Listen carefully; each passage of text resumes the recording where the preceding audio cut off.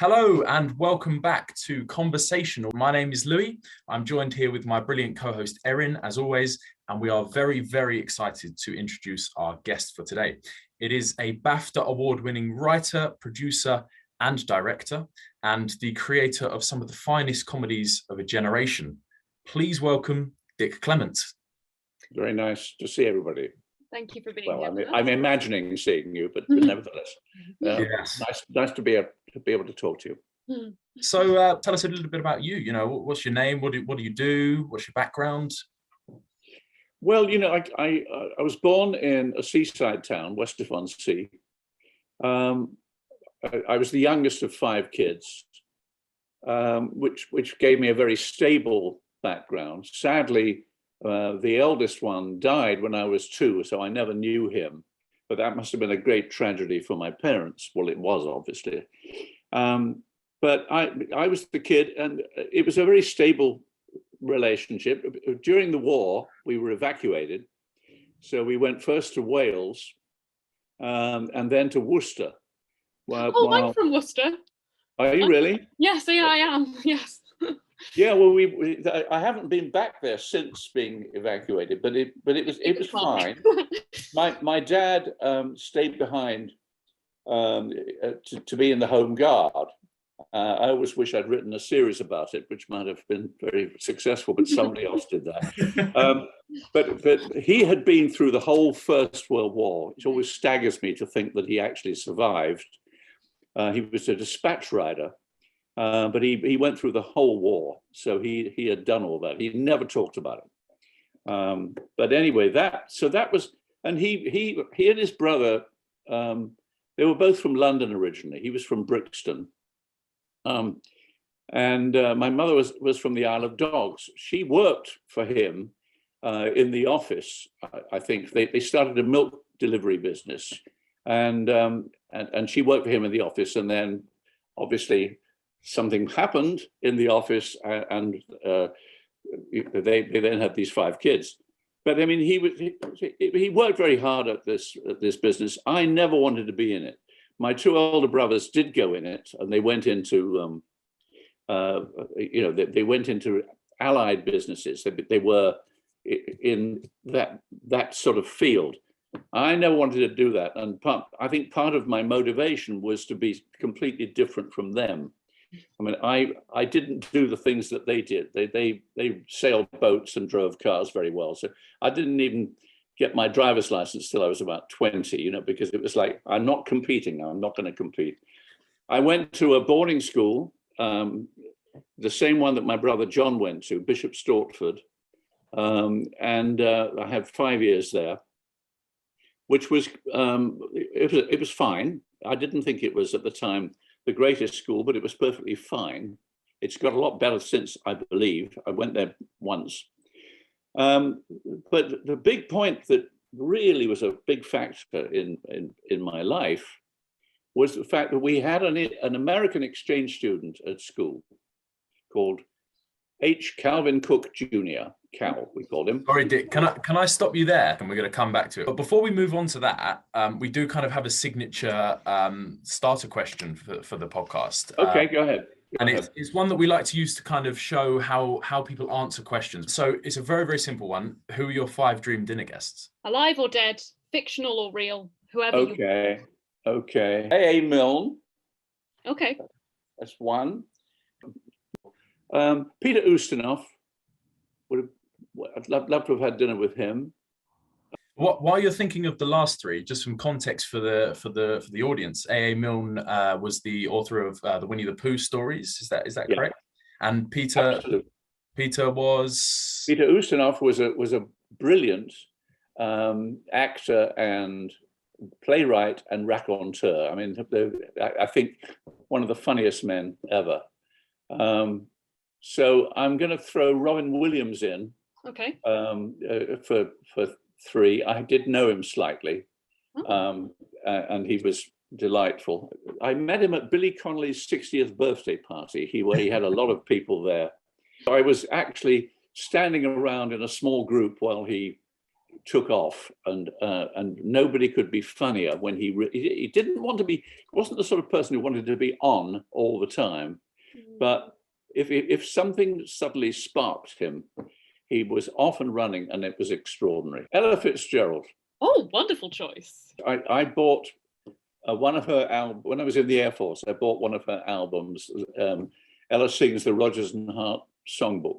I played it over and over and over again. I mean, I still know most of the words by heart, and I just think she was a consummate artist. I'm still missing one, aren't I? Okay. Well, I'm going to say John Wells, and John. There are two John Wells. There's a very famous television writer over here. I don't know him. John Wells was my friend when we did. I directed a show called Anyone for Dennis. John Wells used to write private eye columns, imagining that they were from Dennis Thatcher, when he was, I mean, in John's terms, he was trying to come to terms with the fact that his retirement had been completely buggered up by his wife becoming prime minister. And so these were very, I heard my wife one morning laughing, and I thought, what's this, what's this? And she was reading one of these letters. So we contacted John, and Ian and I wrote a play called Anyone for Dennis. But I just loved John, and he was enormously good company. And obviously he's gone, but I'm going to include him in the dinner party. Excellent. So just to wrap up there, your final five are? A.A. Milne, Ella Fitzgerald, John Wells, Peter Ustinov, and Robin Williams. Wonderful. I think that's an excellent mix of characters there, I think. So let's go back to your childhood, which you started to mention a little bit earlier. It sounds like a very, very happy childhood. How would you say that your childhood kind of impacted where you went later on in your life? Well, it impacted it very well because it was solid. It was absolutely, I was surrounded by a certain amount of sibling rivalry, but totally healthy sibling rivalry. I had a sister as well who I adored, and she went off to work because she was the oldest after poor Freddie, who died, and so I didn't see as much of her as I would have liked. But it was very, very I don't know, it was calm. And boarding school, I wasn't nuts about immediately for the first 2 years, but then I sort of got into it and adapted to it fairly well. I think it gave me a sense of independence, which is the plus side of boarding school, I think. But I think it's a big mistake. My eldest brother went off far too early when he was about 8, and it messed him up a bit. And I think that could be a big mistake. I would not advocate, sending kids off to school too early, but it worked for me. Yes. I mean, my only experience of boarding is the SSE, but it did give me that push into independence and that exposure to other ways of living that I think if I'd gone straight to university, I wouldn't have had. But I loved it. So I'm somewhat envious of your more extended boarding school career. But yes, we'd love to sort of bring in the SSE a little bit and ask you about that experience, because I was there in 2018 to 2019, but you were there in 1955. Am I right? Yep, 55, 56. Yep. So that must have been a terribly interesting time to be in America. And I suppose context as well, just for anybody listening who doesn't quite know, the SSE is the secondary school exchange, in which 18-year-old students from the UK head over to the US and actually vice versa to do a sort of gap year with the difference, choosing subjects they want to do, experiencing the culture, the sports, that sort of thing. And like Erin says, this is something that we're privileged to have 2 SSE alumni in front of us with, obviously, one in the 1950s and one in, was it 2018, Erin? 2018, yeah. Yep. So, your school, Dick, was Westminster School in Connecticut. Is that right? Yes, it was. There were whole. I want to go back. It was meeting Cal, who was the American exchange student, in the year before, where I became friends with him, and I kept thinking, what a great experience this is. And what about doing it in reverse? Nobody put me up to it. I mean, my parents didn't put me up to it. The school didn't put me up to it. But I discovered that, you know, there weren't that many people applying at the time. But my parents said, okay, go for it, you know, fine. And I found out that it was mostly based on an interview. Well, I've always been able to talk. So when I found that out, I thought, come on, you've got to have a shot here. So, and I got one. And 18 of us went over on the Queen Mary, which in itself was a fantastic experience. I mean, we had no money. I think I had $100 to last me the entire year. So that all the time I was at boarding school, you know, and all the kids there were pretty well off. But, you know, it was a private school. And I had to think about every time I went past the Coke machine, and I thought, can I afford a Coke today? Maybe not. You know, it was like that. It was nip and tuck. But I had an absolutely brilliant experience, which I think changed my life. And I'm quite certain it did, actually. And it's probably why I'm living in America now. I mean, because I did fall in love with America, which it gives me, I think, the prerogative to be critical of it when I choose to be, which of course one can be, rather than one can be about one's own country. But it was an eye-opening experience. Nobody in my generation had really been to America at all. I was completely regarded as a bit of a freak because there weren't many Brits around at the time. And they used to ask me questions like, why did you people kick out Churchill after he won the war for you? I did not really feel qualified to answer that question. So how did you answer? What did you say? Well, I can't remember. I mean, I must have burbled something about the fact that, well, you know, they kicked out the Conservative Party, which he happened to have been obviously the head of, but it was the party that left, not just him. That was sort of my fairly glib explanation. But they asked, they expected me to be somehow a spokesperson, but it was all right. I mean, I made mistakes. For example, I went into the debating society. Now, in a British school, in the parliamentary tradition, you're quite rude to your opponents, and you make fun of them, and you make jokes at their expense. I tried that in America. That did not go down well at all. You did not do that in America. They took things like debate very seriously. So was that your experience too? Yes, I also competed in debating and public speaking while I was over there, and the difference was considerable. And I found that finding common ground and sort of having a courteous discussion with your opposition was far more important than it is in the UK, which was a bit of a jump. It's a fairly similar experience to you, going, actually, no, I can't absolutely slay my opponent. I have to try to find some sort of common ground and a conclusion. One of my experiences was a specific kind of debating competition where we were given ethical scenarios that we had to come to some sort of agreement about. And some of them were super controversial, and one of them was gun control. And in my team, I had someone who was a card-carrying member of the NRA and someone else who'd helped to set up March for Our Lives. And we had to come to some sort of cohesive answer and agreement, which was quite challenging. But it was life-changing, and I had an amazing time. I think it was what was valuable for me was to be suddenly viewing my own country from a distance and from a totally different perspective.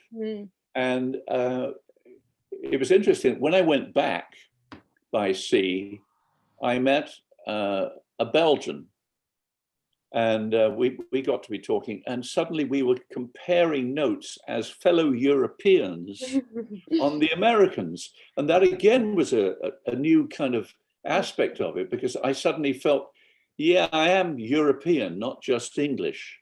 Yeah, I had a similar experience where there were lots of other European scholars who were doing other exchanges, and we would have dinner together every Sunday to have like a European debrief on the week before about the sort of cultural differences we found. Yeah. Really. Is there a problem? I mean, this is a question for both of you. Is there a problem with finding a sort of identity whilst you're over there? Because, you know, are you European? Are you English? Are you British? Is that an issue? Is that something that people are really, really interested in, sort of putting you in a box out there? I didn't have a problem with that. I mean, you know, I was the token Brit. We didn't say Brit in those days, but that came in quite a bit later. It's interesting. So when I'm writing, I've just written a historical screenplay set in 1948 about the Berlin airlift, and we were about to say Brits. I suddenly said, we didn't say Brits then. That came in about the 70s, I think. You know, it's like Britain instead. Yeah, but I digress. But I got used to sort of, in a way, it fixed my identity. I mean, you know, I've lived in America now for ages, but my accent is still 98% English, because I tried to be a little American a little bit when I was first there. And then I thought, no, this doesn't work. I mean, it felt forced, you know, to say chance instead of chance. I mean, it's that sort of thing. You either do or you don't. Some people, you know, assimilate a great deal more, but that was not really what it was about. I think one of the things that shocked me the most was that we were seen as tyrannical, and obviously in America's sort of founding history, it was very interesting for me to be sat in US history classes and to be the villain, because obviously in the British curriculum we like to present ourselves as the good ones, but to be in America's founding story as the villain was quite an adjustment for my mindset. Yeah. What were they? Which parts of villainy were they accusing us of? Mostly tyranny, political tyranny, I guess, and you know, everything that's associated with our colonial rule of America. But it was interesting to also study European history from an American perspective. I think that was something. Those were some of the experiences I think I got most out of in terms of understanding Britain's place in the world from a different, not a British perspective, and it's something I enjoyed immensely. I'm currently researching a project about the fall of the Ottoman Empire. Ooh. It's huge, but it's very challenging, and you know, certainly the mistakes that we Brits made around that time were monumental. I mean, not that anybody else was doing a lot better, but the communication between the people on the spot and London, obviously in those days, it's not that long ago, but it was lamentable. And you know, for example, I won't go on about this too much, but you know, somebody just got the idea that the Young Turks who were taking over Turkey were Jewish. So he told London. They weren't. I mean, it was completely wrong. But it's interesting. I mean, I'm very pleased that I'm still working. That's because it keeps me sane, you know. No, that sounds anyway, next question. Yeah, next question. I mean, I'm interested in touching on something that you've both mentioned there. I wonder what the difference is between, you know, we've spoken culturally, but what's the difference in the education system between here and the US? Well, to be honest, I found the work quite easy. Admittedly, it was like an extra sixth form year for me, so I didn't have any exams I had to pass or anything like that. But I did find it. I thought we were ahead. Actually, I thought the British equivalent by the age of 18 was ahead of the American system at that time. I mean, this was a private school, obviously. So in hindsight, most of them were Republicans. You know, if you mentioned FDR, they tended to spit. you know, and Amazing looks. and of course this was intriguing to me because I had no perspective about that whatsoever. I wonder whether you found, because I certainly found that there was more emphasis on discussion and debate in the classroom as a learning tool in America than in the UK, but I don't know whether that's different to your experience, because maybe perhaps in the 50s, education in the UK was more like that. I don't know. Well, it was very much about passing exams. Okay. In America, of course, at that time, you know, everybody intended to go to college. Now, that was not true in Britain of the 50s. You know, yes, quite a few went, but it was not regarded as something that if you didn't do, your life was over. The Americans tended to think that, you know, college, in a way, because of that, everything before college was a preparation for it, because they were expecting that to be when you really got serious about education. That was not true in Britain, certainly. I mean, you know, in my generation at Bishop Stortford, I suppose about 10% went on to university, but it maybe 15, but it wasn't a lot more. And I also knew that I was going to do national service. So that affected my thinking, because having had the year in America, I came back and then did 2 years in national service. I'd got enough A levels to go to university in theory, but you know, I was now 21. I wanted to get on with something, so I wanted to actually get a job. So I joined the BBC. But I mean, that was and having had the year in America, I have to say, helped me enormously when I was in the Air Force. It helped me get a commission, because I think it lifted me out of the pack. And then that in turn, when I went to the BBC, helped me get a job at the BBC. So there was a wonderful knock-on effect. I think it's so important to focus on those communication skills at an early age. It's something that we have a discussion about a lot on this podcast, about the almost exclusion, I suppose, of oracy in schools at the moment. It's very much kind of numeracy, literacy, and then oracy is, you know, the kind of poorer cousin. And we hope that is something that might be focused on more. I mean, just going back, I digress, but just going back to the SSE experiences, Erin, you know, based on what Dick said today, you did your SSE experience 50, I mean, even 60, actually probably 60 years later. How would you say that your experience was different? Obviously, you didn't go on a boat. No, I didn't. I came home at Christmas, which was very nice. It was different. I think I went. I can't speak for you, obviously, Dick. 1955 probably had its challenges, but I think I went at a time where America felt extremely divided. And you it say, still is. Yes, even more so now. Yeah. But you said most of the students perhaps were Republicans and were spitting at FDR, whereas I felt like there was perhaps a disconnect between a subset of students who were Republicans, the vast majority who were Democrats, and then a fairly Republican school board and faculty. So there were discussions within the school itself about, and divisions within the school itself, which made for a very interesting year. So I had a fantastic time. Where was your school? Long Island. I was at the Stony Brook School on Long Island, but it was a fairly conservative evangelical Christian school. So it was in a very interesting subculture to be in New York, because obviously New York itself is fairly liberal, but yeah.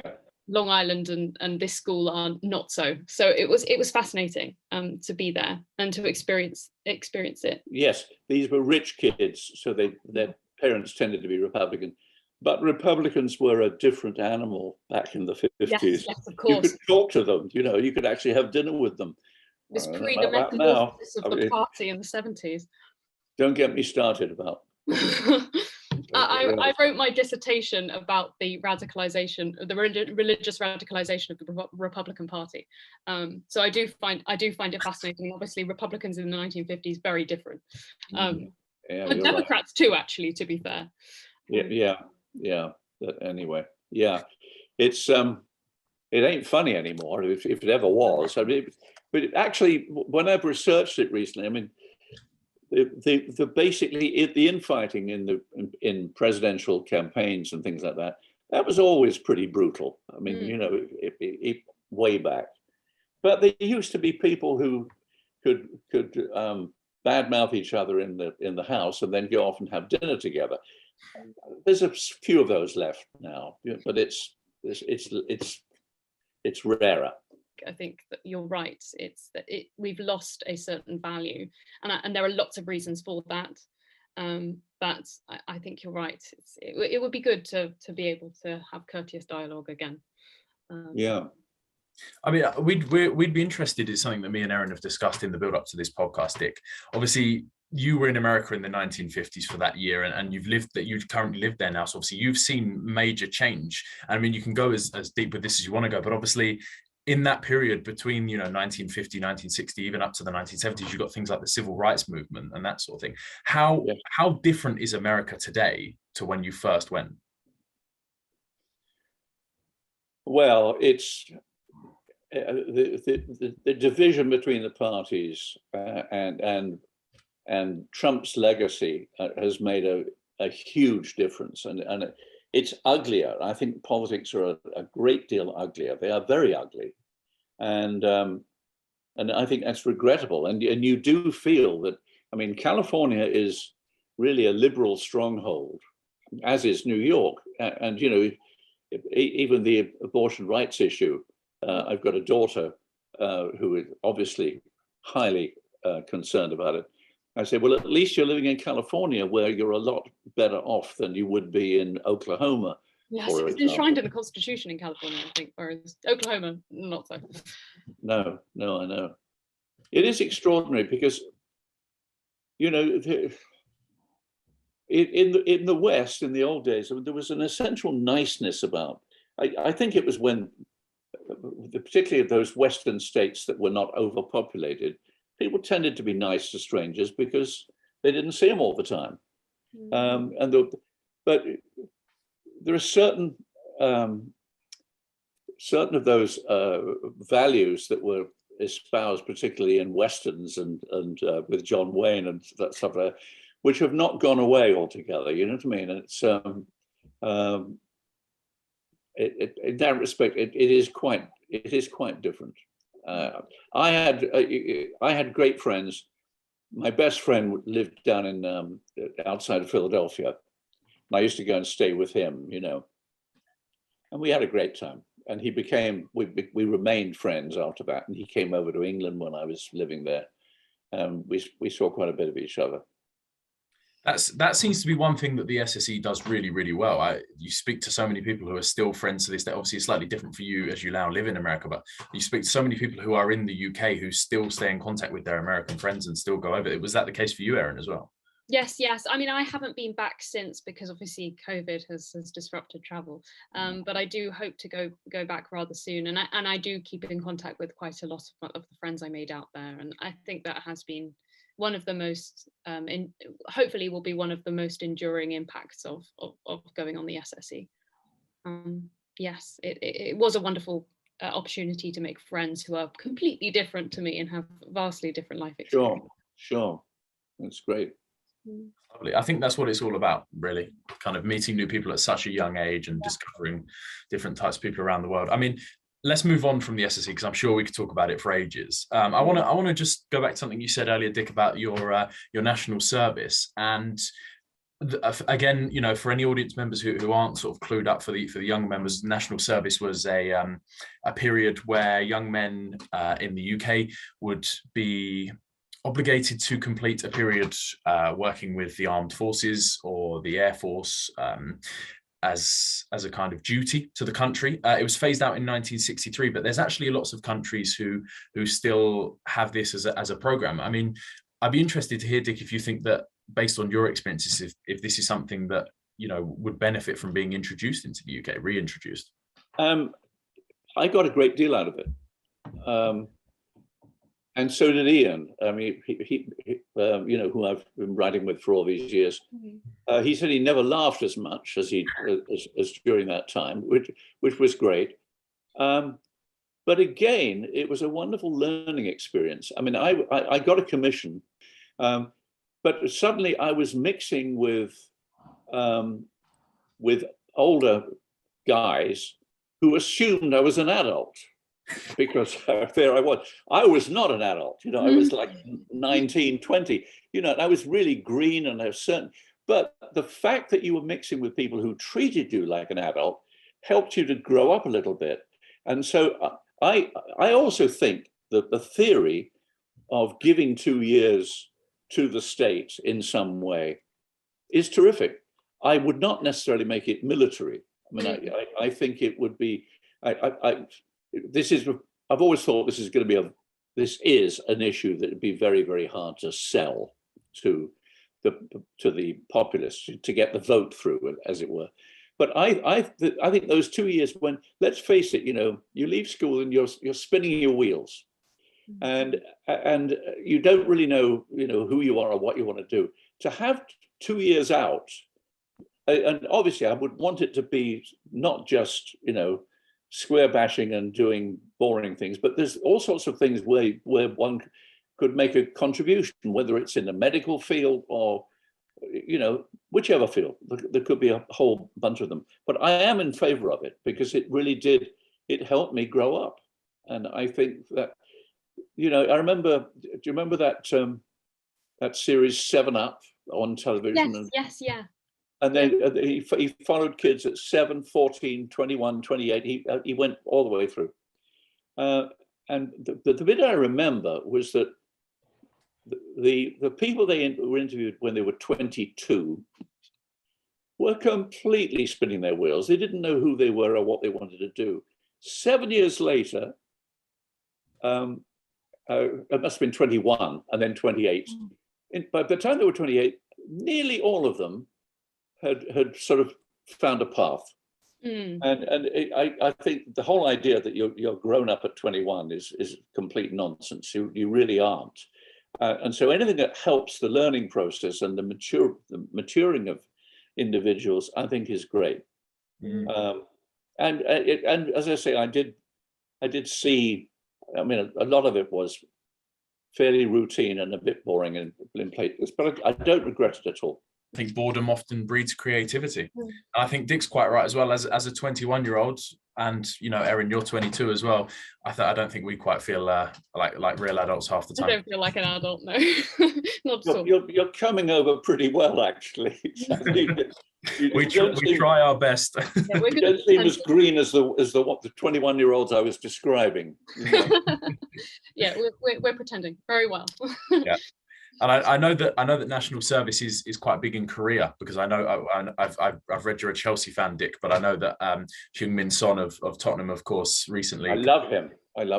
Yeah, he only just got out of it, didn't he? He's one of my favourite players. He's really. Oh yeah, because he's so happy. He looks as if he loves doing what he's doing, and that's so appealing. You know, the opposite of that is Richarlison. It's refreshing. Anyway, yeah. So I think what a lot of our young members will be interested in is how you go from this young lad, 21 years old, doing your national service. You know, you've had your time in America, insulting people at Debate Society, and you know, having the time of your life. How do you then become the man you are today? This you know, famous writer with all these incredible credits to your name. What's the steps in between there? Well, there's a lot of luck involved, inevitably with anything. I mean, I joined the BBC and enjoyed. I think the BBC had an attitude at the time of giving you a job because they thought you were probably going to fit in somewhere down the line. They were on the whole right, so that I was with. It was the nearest thing to university in a way, that I was surrounded by a lot of people, very diverse backgrounds, male and female, and we were all thrown in together and sharing ideas, fooling around. I wanted to be an actor, and I did a lot of amateur acting, particularly in the BBC, where they had rather a good outfit, because several people had been professionals, either in directing or in some cases acting. So anyway, it took me a while, though, to get to television, because I was in the African service, which was overseas broadcasting to Nigeria, Sierra Leone, and East Africa and everything else. I remember when I went to the board to try and get a secondment to television, there was a man on the board called Donald Baverstock with a very fierce Welsh accent. And he said, "Isn't it rather a far cry from the African service of the BBC to light entertainment?" I said, "Yes, it is." There was no doubt about it. It was an enormous leap. But I said, I find it more extraordinary that I'm in the African service than the fact that I want to get into light. By the way, I didn't want to necessarily get into light entertainment. I wanted to get into television. I would have taken talks. I'd have taken outside broadcasts. I'd have taken drama, anything. It happened to be that they put me into light entertainment. And then the piece of luck was that BBC Two was about to start up. And I did a director's course. And at the end of it, they said, "Okay, we'll give you a studio for a day and £100, make something." And so Ian and I had written some sketches by then. So I said to him, "Look, we can expand something, it'll get made." So we expanded a sketch to about 25 minutes. And I recorded it. It sat on a shelf. Nobody said anything about it for about 4 months. And then all of a sudden they hauled me and Ian in and said, "We've looked at this. Did you see it as a series?" Well, of course we haven't. We had no idea. But what did we say? We said, "Oh yeah, we certainly." And they commissioned it. They commissioned 6 scripts because they needed product. I mean, that was the piece of pure luck and good timing. That you can't legislate for that. That was just pure luck. But it's a bit like on the rugby field, which I'm not very good at. But if you're thrown the ball, you might as well run with it and see where you can get. And that's what we did. So it was, as I say, my inclination had always been towards writing. I was trying to write when I was in my teens, and it was usually for the spoken word. It was not novels. I was always listening to dialogue and to the way people spoke. And when I tried to write things, it was nearly always that kind of thing. So that had been an ambition that was lurking around at the back of my mind. But then, I found this very circuitous route to get to that point. But then once that happened, one thing leads to another, if you're lucky. That's the way it goes sometimes, isn't it? And I mean, I can't let you gloss over the name that you mentioned in there a couple of times, Ian. So Ian La Frenais is obviously your writing partner. He's a man that I think clearly plays a big part in your life. And I think it's testament to your relationship that you even wrote your sort of memoirs together, which is quite impressive. And there's actually a section in here as well where you do a sort of frequently asked questions. And one of which is one I'm going to ask you. How did you two meet? Well, it was we made a joke out of that in the book because the reality is so banal and uninteresting. We said we've got to cart it up a little bit. So I had me running with the bulls in Pamplona, and then desperately coming off the away from the bulls, and then Ian offering me a drink. Not true at all. No, we met in a pub in Notting Hill, the Uxbridge Arms, and somebody said, "Dick, this is Ian." But he was down from the north having a lovely time. He's from Whitley Bay, and I was on shift work, and he was out of work partly at the time. So we had flats in Earl's Court. We used to sort of knock around. Him and his 2 mates who were also from Whitley Bay. But it sort of stuck, and then we started writing together initially for review sketches. But it worked, and it's like when something works, you go with it. It's a very long partnership, which I'm very grateful for. Have you ever been tempted to sort of cut him out, go for glory on your own? Well, in a funny way, you see, when I was directing movies, Ian had time to fill, so he had to do things like that. So my directing career was separate from Ian, although very often I was directing something that we'd written together. So it was still, involved in a slightly different way. But my directing career was my own little bit. That's because I directed in the BBC first of all. I mean, I directed The Likely Lads when it began. Again, being thrown in at the deep end as a complete innocent, green beyond green. Well, let's talk about The Likely Lads. This is kind of like your first major successful big program, I guess. So what's it like when you see your name associated with that kind of success? It's wonderful. It's a lot better than failure. No, it's lovely. I mean, we were influenced by the black and white films, English films of the time, where suddenly you were getting away from sort of upper and middle classes, and suddenly with the working class. Saturday Night, Sunday Morning, for example, A Kind of Loving, Loneliness of the Long Distance Runner. That we were very influenced by. Ken Loach kind of era, like early. Is it Ken Loach? Well, he's around. Yes, I mean, like Kathy Come Home. Kathy Comes Home was huge, absolutely huge. But he didn't influence us. So that he came just. But I have huge admiration for him, and for lots of other people. Oh, Z Cars. I don't know whether you ever heard of Z Cars. There was some writers called a writer called Troy Kennedy Martin. Z Cars was the first cop show that really felt real, and it was wonderful, and that was a big influence on us, because we said, yes, we want to put that on the screen. So, I'm not working class, nor is Ian, actually. But writing is about tuning into your characters who you're inventing and trying to make them believable. What the nicest thing that somebody said about it very early on was, oh, you could meet those two anywhere. And we thought that's exactly what we were hoping for. We were never, and still aren't, gag writers. We weren't people who tried to look for the jokes. We used to, I love it when people laugh, and we wanted it to be funny, but we wanted it to be honest and coming out of an honest humanity, rather than having to make a detour for a joke.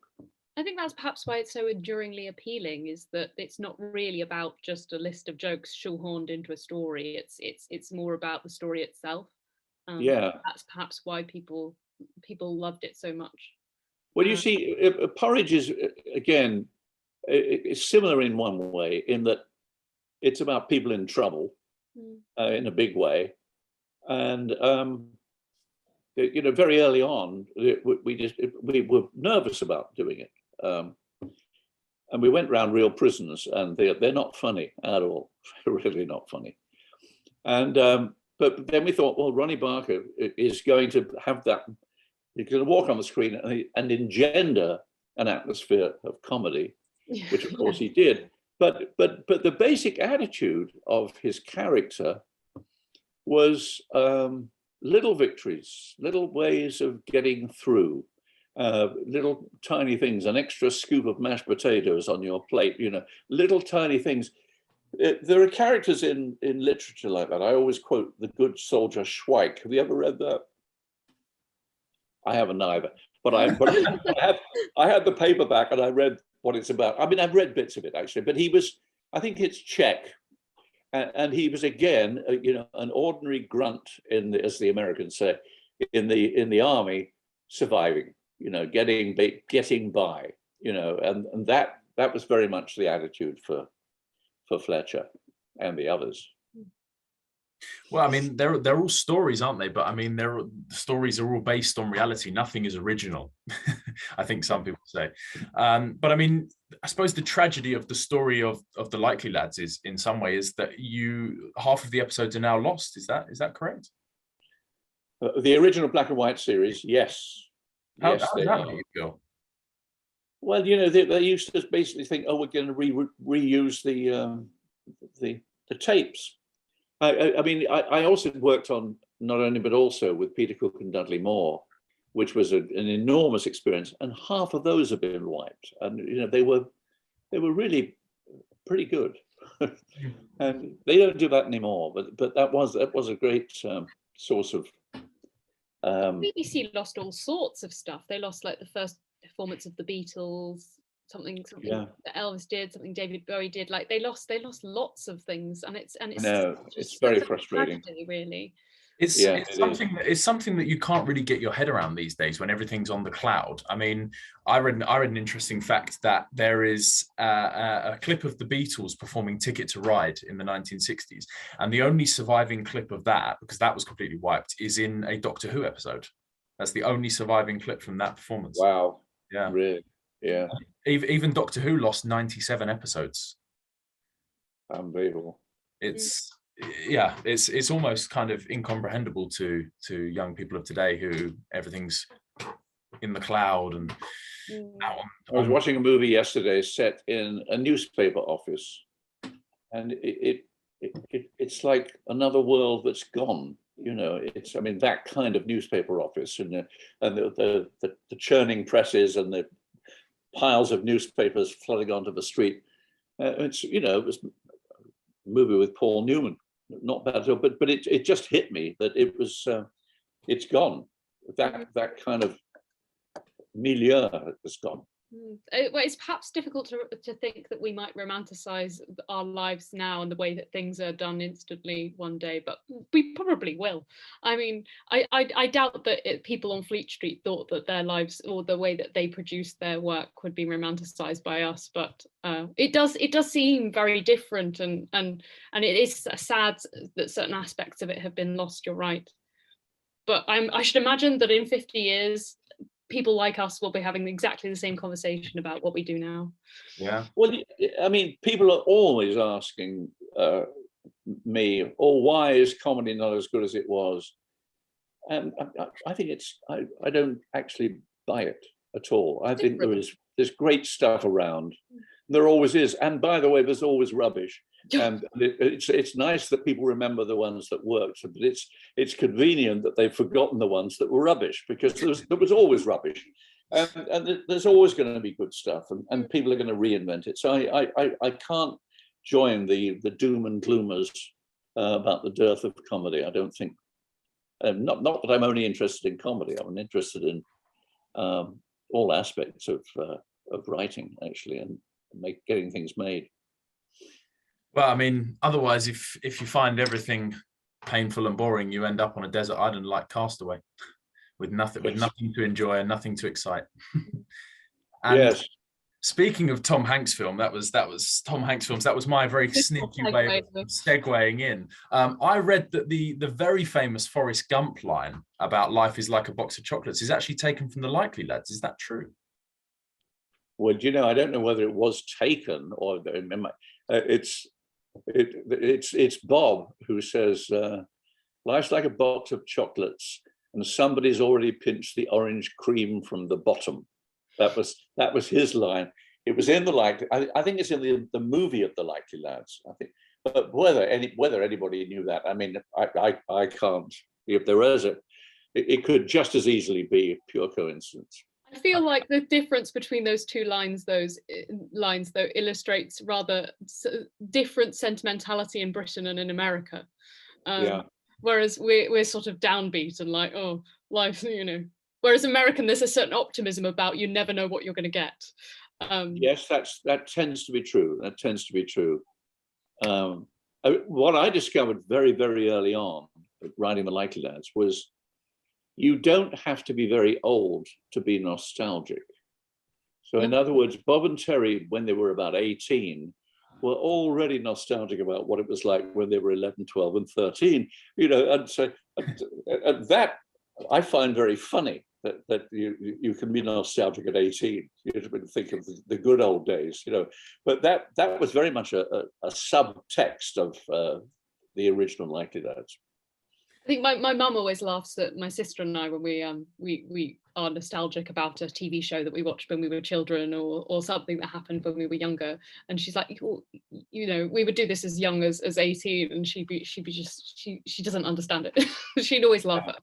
I think there's nostalgia in every area of the world. I have friends who are convinced that Wayne Rooney is the greatest footballer ever, and then my granddad's convinced that Stanley Matthews is the greatest footballer ever. And I think it's just whoever you watched when you were 10 years old and made you fall in love with football, or comedy or anything, or movies.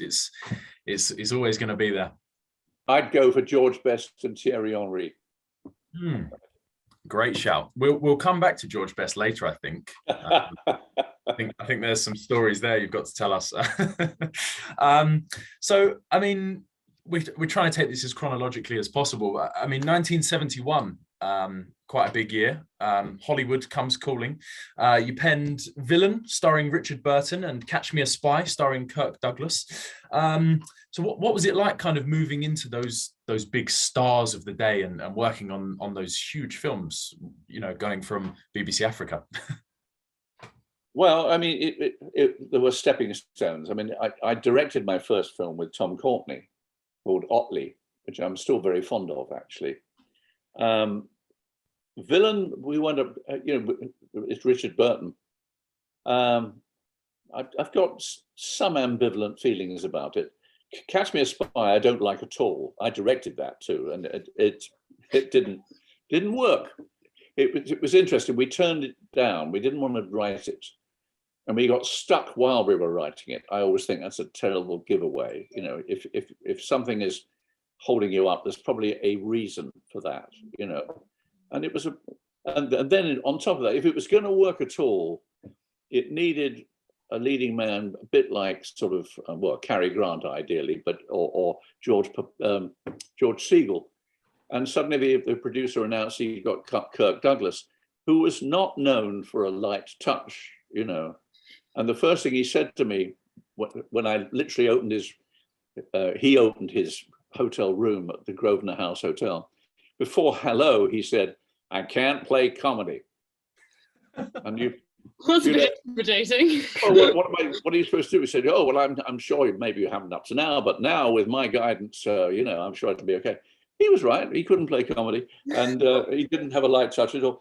So it's not a very good film. So I think though you learn from failure just as much as you do from the things that work. I mean, we had a TV series we did after The Likely Lads with Harry H. Corbett of Steptoe fame.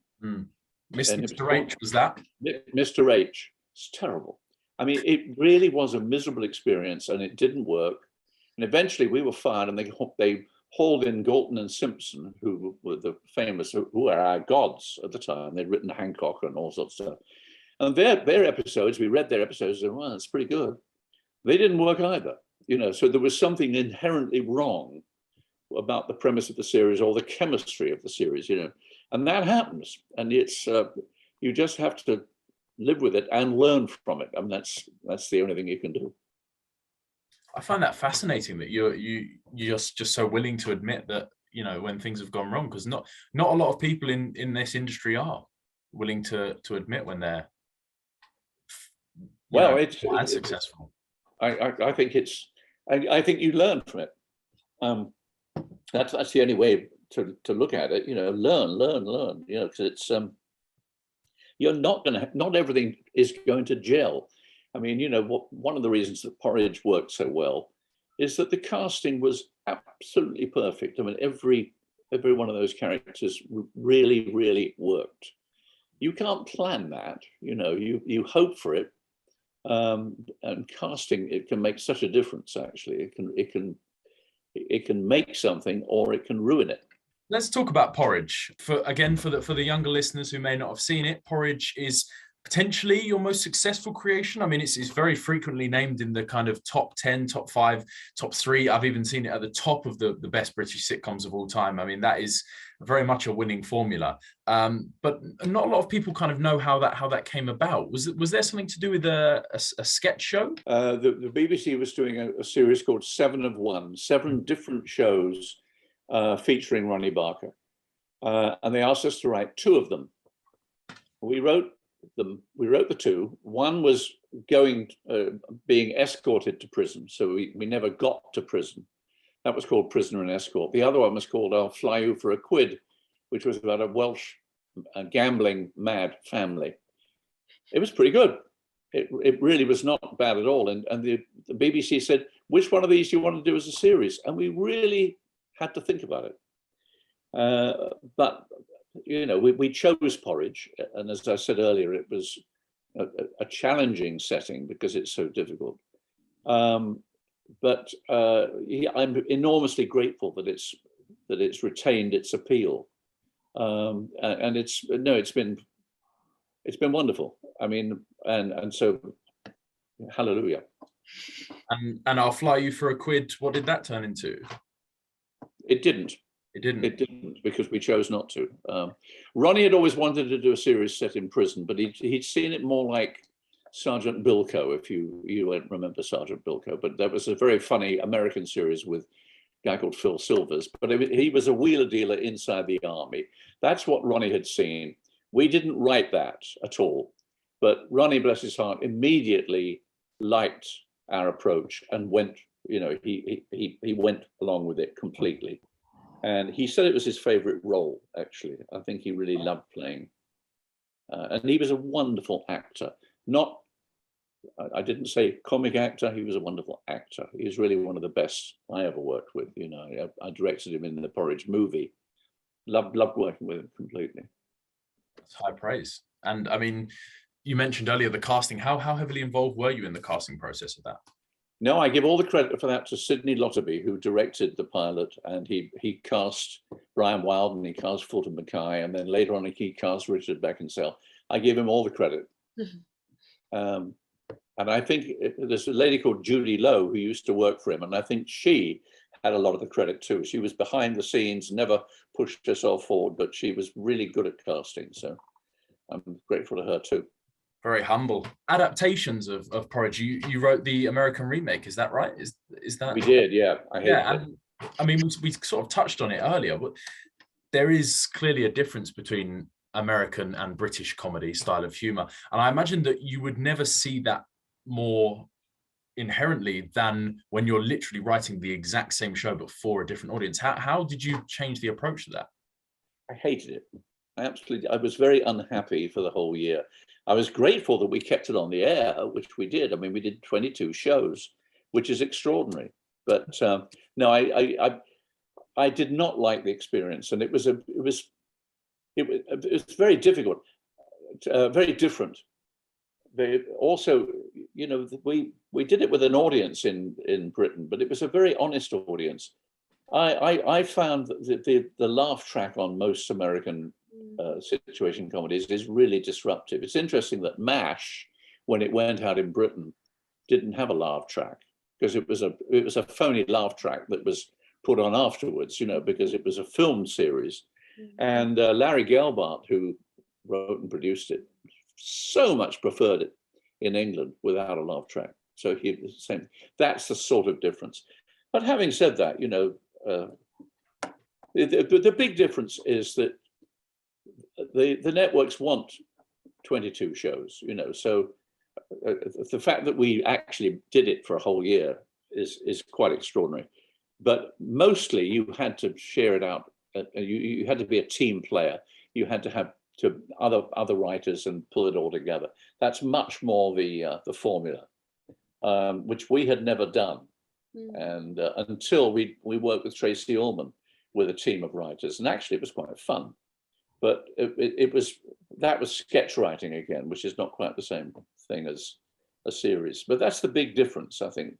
But it's a well-oiled machine, but it is a machine. I mean, if you look at some of the long-running series, you know, they put out hundreds of episodes.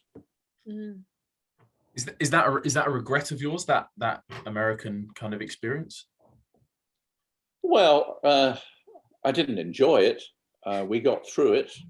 I made enough money to put down the down payment on this house that I'm still living in, so I can't totally be totally sorry. But it was miserable. You know, it wasn't fun. Whereas doing Porridge in England was a lot of fun. You know. I believe, and you may have to correct me on this, there were Dutch and Portuguese remakes or adaptations of Porridge as well. Is that right? I think there was a South African one. I don't know what language that was in. I never saw any of them. Just bank the money. It wasn't that much money either, actually, but it's no, it has had a life, I mean, I read that I think it was the Dutch version. We may have to do some further research on that, but I think it did quite well in that country. So, I mean, is it weird handing over your sort of baby to somebody else to write and say, here you go, your problem now? They fit into culture of the Netherlands or something. There's not really much alternative, is there? I mean, you don't know their culture. You don't know how their culture is going to affect what they do. So you have to basically, if it happens, just say, vaya con Dios or whatever. And sticking with the adaptations again, you rebooted it in 2017, I think. Was that? We did, and we were very fond of it, actually. And I was very sad that the BBC didn't pick it up, because we felt that it was honest to the spirit of it, and I liked the cast a lot. I enjoyed it. We were very right. It was his Sorry? grandson. Was it Fletcher's grandson that's based on? Yes. That was the connection. That was the connection. And obviously in a very different, life has moved on. So we tried to reflect that with it. Yeah, I was fond of it. And I'm certainly, I don't apologize for it. I mean, sometimes people have got their knives out saying, "Oh, really? Did you have to do this?" You're going to get some of that. We had that with our Wiedersehen Pet as well when we brought that back, but it got a very good audience, and I liked it. So I didn't feel bad about that. I don't think you should either. If you're staying faithful to your adaptation and your kind of feelings for the characters, I don't think there's anything wrong with giving the audience what they want. Well, what was interesting when we came back to our Wiedersehen Pet was that we were very nervous. We were nervous about it for the same reasons. Then the cast got together for a lunch. And what was clear was that they really loved their characters and they really wanted to do it again. And that made a huge difference, because you didn't feel, oh, we're just doing it, for the money or anything else. So there was a certain artistic honesty about the fact that people really wanted to know what had happened to their characters. And the lovely thing about it was, when we started to write it, those voices were in our heads. And that is always true. Once you've cast something, once you have the actor in your mind's eye, that helps a great deal, because you really can hear the voices. Was it the case that some of the new cast members were fans of the original series as well? Yeah, but I mean, it was mostly the old team together that really carried it. Pretty much. Obviously not Gary Holden, who sadly died, but we had to deal with that in the second series of it originally. But we've never regarded that as a comedy series. We always saw it as a drama series, but we were always glad when we found a few laughs in it. Well, I mean, it's quite a compliment, isn't it, when a series that you don't even regard as a comedy is viewed as one of the greatest comedies that Britain has ever produced. Well, I still don't think it is not entirely a comedy by any means, but it was always nice when you found, well, what I did find, writing 60 minutes as opposed to 30, it was lovely to get away from the tyranny of where's the laugh on page 1, which you tend to have, particularly in America. Oh boy, where's the laugh on page 1? They didn't see a laugh on page 1, they got dead worried. So that again is the formulaic approach to it. But there we are. I mean, one thing that was really clear to me from a lot of your work, and they may not have been deliberate, but there's social issues running throughout all of your series. You've got kind of unemployment in The Likely Lads, and you've got the kind of humanization of prisoners in Porridge, which is something that it wasn't particularly common beforehand, and even sort of immigration in Auf Wiedersehen Pet. Was this something that you found difficult to balance with the comedic aspects? Was it something that you prioritized over the comedic aspects, or did it come naturally? Well, it came from our desire to keep it real. We stumbled into I think when we talk about the social issues, people tend to think of whatever happened to the Likely Lads, where suddenly Bob was trying to move up in the world and Terry was resisting it. And so a lot of people felt we were holding up a mirror to society.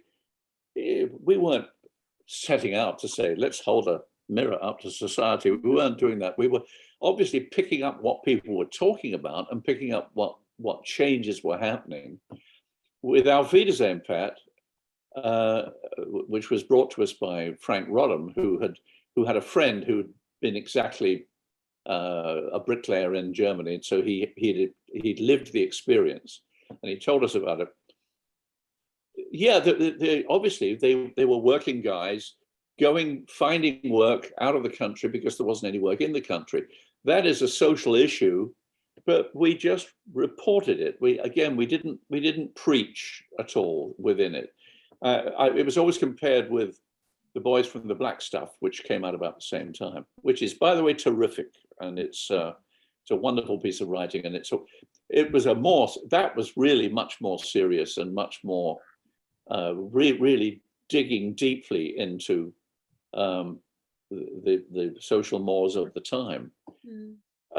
We didn't set out to do it, but I'm glad that somehow it struck that chord, because again, I think it came from just trying to be real and keep it believable.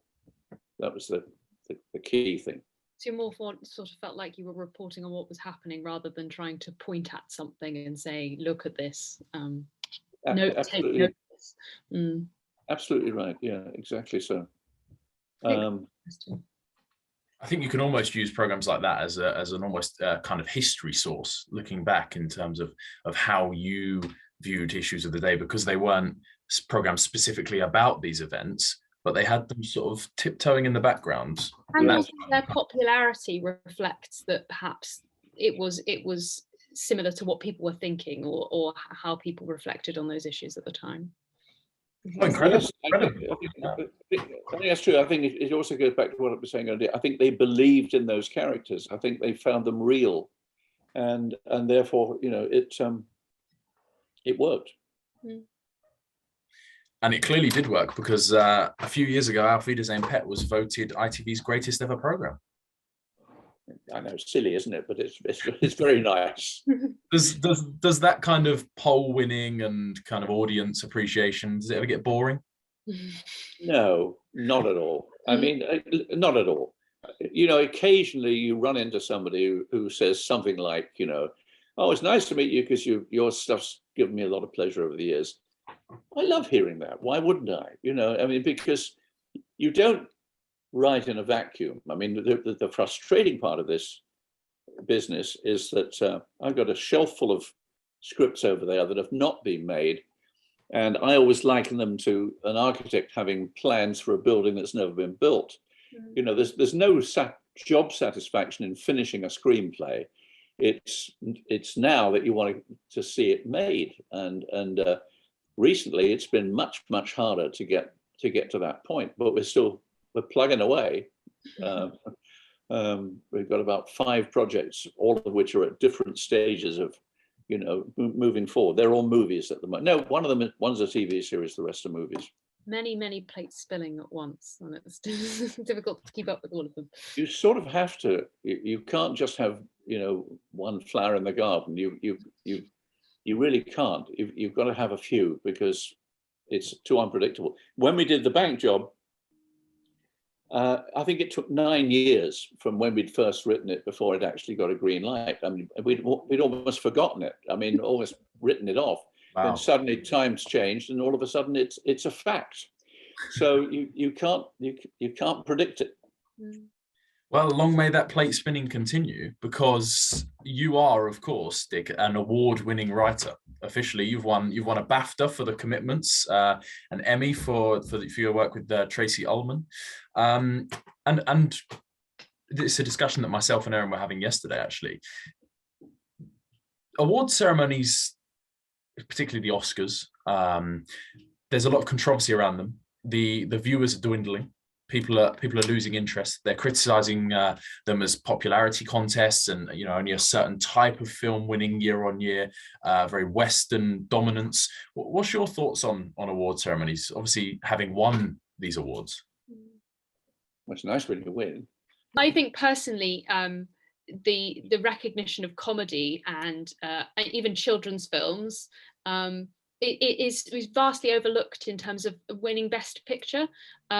So only a certain type of film tends to get recognition on that particular award, and I think that's a real shame, because it doesn't mean that those films are bad. It just means they're different, and they're good in their own way. And I recognise that it's difficult to measure them up against each other, but I do think that's sad that certain types of films don't get a look in. I'm picking up one phrase you just used: overlong. Practically everything is overlong, I find. I mean, which is true of TV series as well. Would be in 6 episodes where 2 would have done perfectly well if you'd really, they're trying to do it because they're trying to fill more time. But I get really cross when I feel that things are being extended way beyond what it should be. I liked time. During Christmas we had family here, including a teenager, so I watched a lot of teenage films, and I watched the sequel to Ghostbusters. It's awful. And when she went to bed, I said, I've got to see a good film, and I put on The Third Man again. Now, The Third Man is one of my favorite films ever, and always will be, and it stands up. Have you seen it? I haven't, no. Oh, you've got. I will. I promise to do it. You've got to. Do not pass go. Do not collect 200. Go and watch it.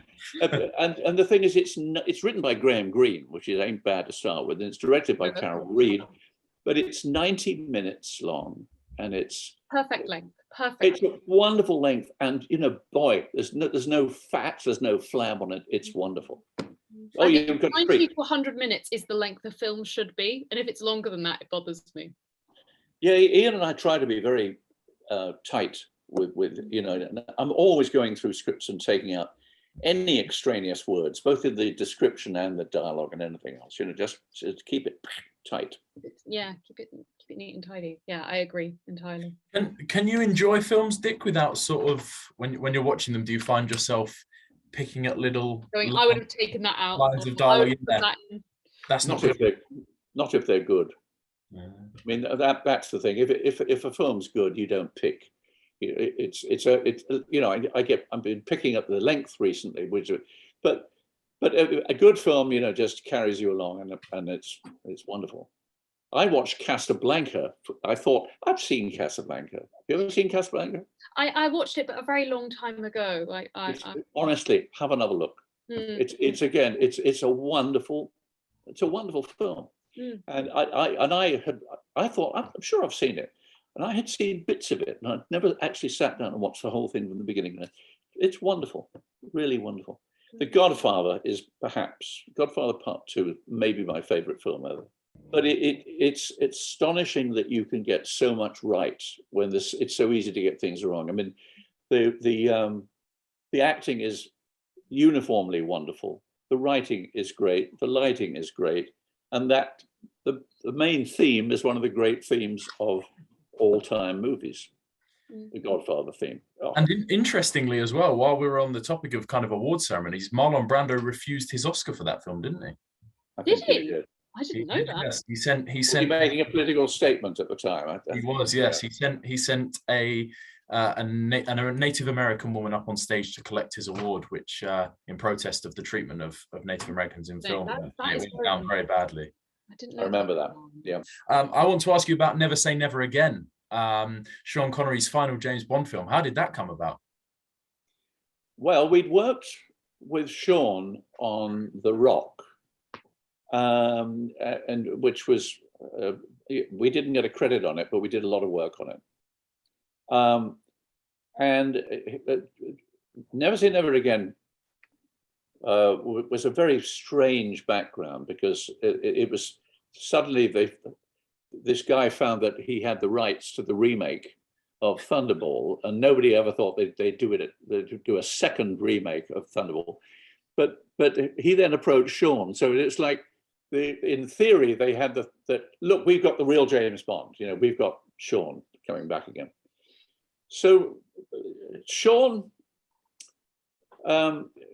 was favorably disposed towards us coming on it, but in fact we ran into the director, I think at Elstree, when we were doing Auf Wiedersehen, Pet, and he said, "I'm making this film. Are you available for a rewrite?" We said, "Yeah."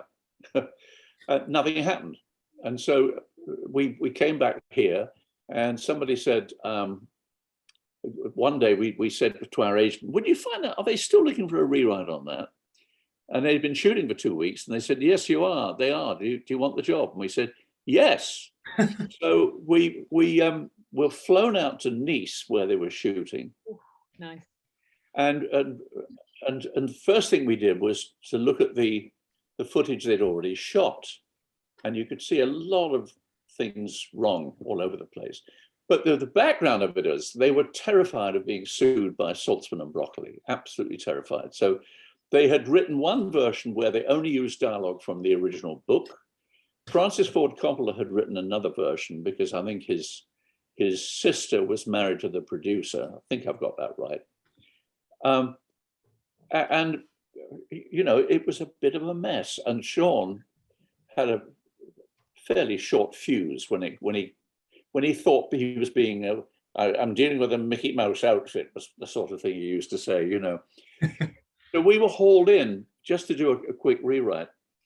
And I'll make this brief, but we're at the airport going back to London, and it's the end of our week's work. And I just said to the director, I said, "Do you like this credit sequence?" And he had a little goatee beard, and he said, "Not necessarily. Do you have a better one?" Sorry, that was a Scottish accent. No. Anyway, and I said, "Well, yeah." I said, "The whole point of it was the opening, as written. It was 2 knights with tin cans on their heads, jousting, faking out that it was back in the old days. And then it turns out to be, a fair where one of them wins, takes off his helmet, and it's James Bond, as played by Sean Connery."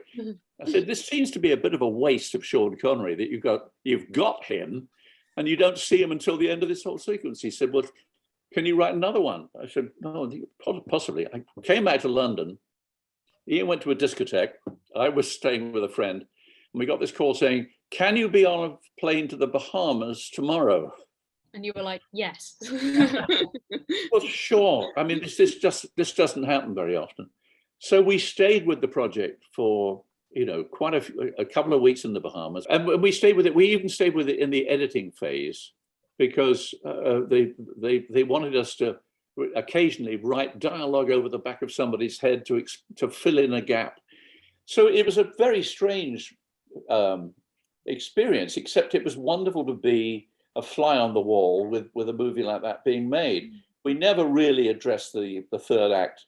The third act of most Bond films tend to be a lot of extras running around getting killed. And then they're not the most interesting part of most Bond films, actually. That's not true of the recent ones. But it was great fun. And it was one of those things that we stumbled into. And we enjoyed it. And one of those things that I imagine not many people can say to write a James Bond film. So obviously in 2007, you won an OBE. That's quite impressive. Did you meet the Queen? No, it was Prince Charles who dished out the honours, but it was thrilling to be at the palace, though. My wife loved it as well. It was great. I use the example of Rocky. In Rocky, the turning point of the film is when the montage begins and he's training and he's ready, and that's the turning point of the film, and then he goes into the fight. What would you say has been the turning point in your life? Well, I have to say the year in America was absolutely pivotal because it bolstered my confidence. It gave me a different view of my own country, and I'm still enormously grateful to the experience.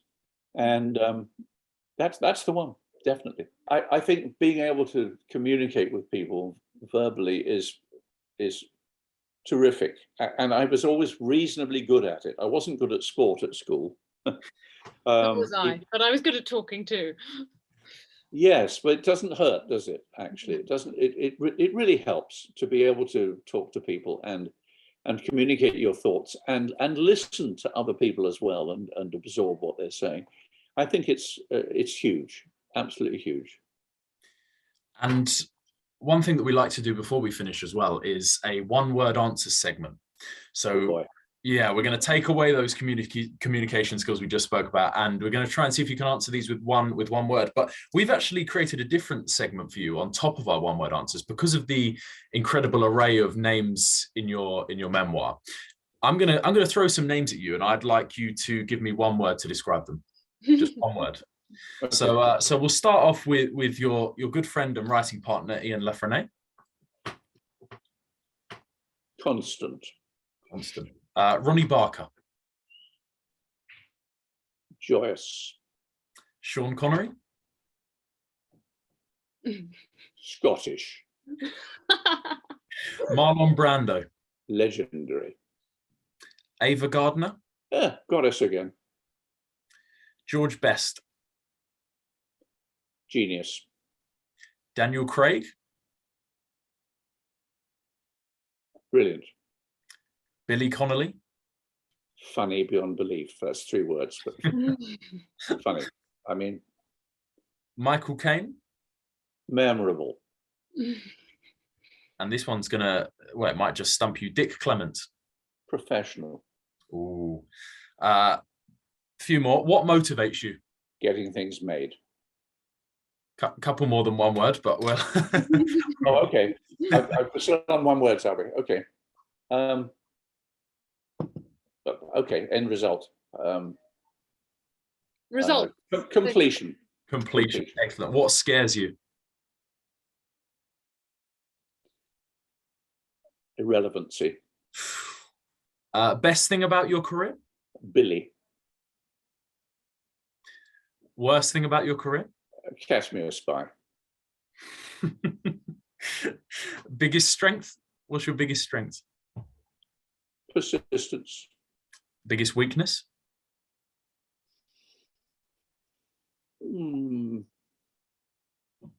Boredom.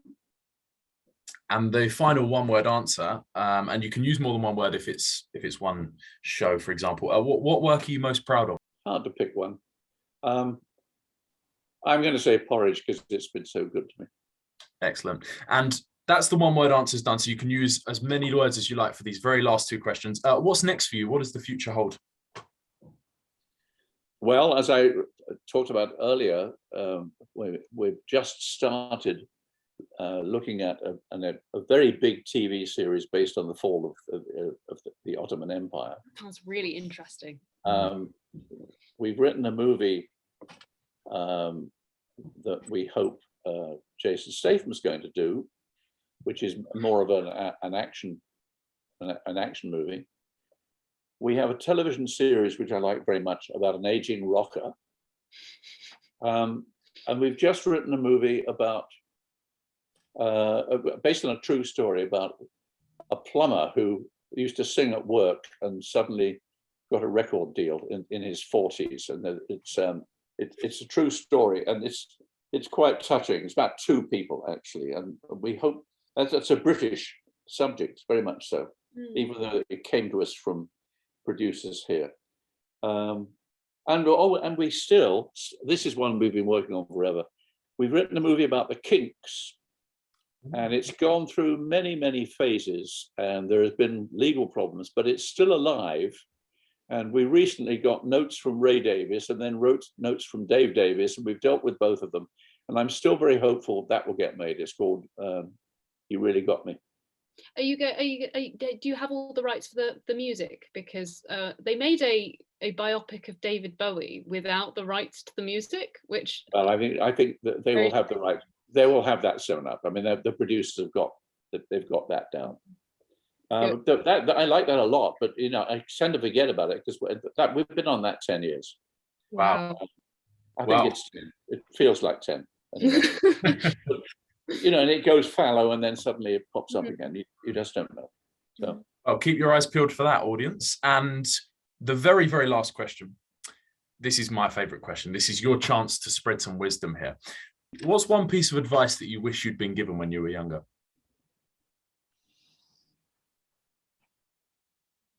learn from your mistakes. That's brilliant advice. And with that said, it's down to me to say thank you very much, Dick, for giving us your time today. It's been much appreciated. Thank you, Erin, for joining, co-hosting today, as always, and thank you to our audience for watching and hopefully enjoying. We'll see you in the next one.